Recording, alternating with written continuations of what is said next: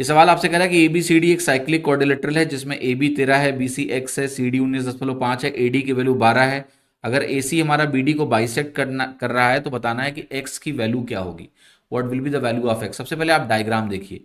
Diagram कुछ ऐसा बनेगा कि ABCD एक साइक्लिक क्वाड्रिलेटरल हो गया और सवाल ये कह रहा है कि AC हमारा, ये हमारा डायगोनल हो गया AC, ये BD को बाइसेक्ट कर रहा है ऐसे।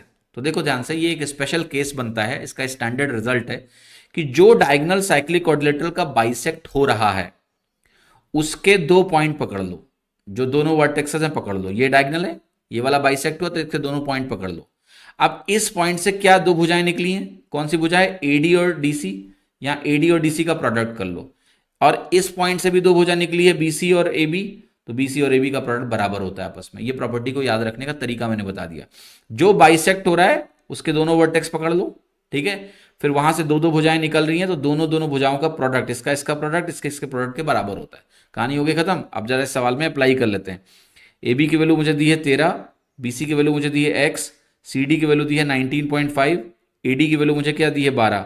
अब AB की वैल्यू मैं लिखने जा रहा हूँ 13, BC की वैल्यू मैं लिखने जा रहा हूँ X, AD की वैल्यू हमारी है 12 और DC की वैल्यू है 19.5। X सॉल्व करना है, कर लेते हैं। अब 13 इंटू 12 बेटा, 13 इंटू 15 195 होता है। ये प्रोडक्ट बहुत इंपॉर्टेंट है, इसको आपको ध्यान रखना ही रखना है। 13 इंटू 15 ध्यान रखना है, 13 इंटू 12 बहुत इंपॉर्टेंट प्रोडक्ट है, ये भी ध्यान रखना है। अब कई बच्चे मुझसे पूछते हैं कि सर पहाड़े 30 तक याद कर लें तो कैलकुलेशन तेज हो जाएगी। नहीं, आपको 30 तक पहाड़े नहीं याद करने हैं, पहाड़े आपको सिर्फ 20 तक याद करने हैं। पर पता है आप 13 इंटू 12 तुम किसी पहाड़े में याद कर सकते हो? नहीं। तुम्हें 13 का पहाड़ा आता है क्या? 13 इंटू 12 आता है? नहीं। क्या 13 इंटू 15 आता है? पहाड़े तो तुम 10 बार रुक जाते हो। इसलिए 20 तक के पहाड़े ही होने चाहिए। उसके बाद कुछ इंपॉर्टेंट फैक्टर्स ऐसे याद होने चाहिए, जैसे 17 इंटू 12 204 होता है, ये पता होना चाहिए। 17 इंटू 13 221 होता है, ये प्रोडक्ट आपको पता होना चाहिए, बहुत यूज होता है। 37 इंटू 3 111 होता है, बहुत महत्वपूर्ण है, ये आपको पता होना चाहिए।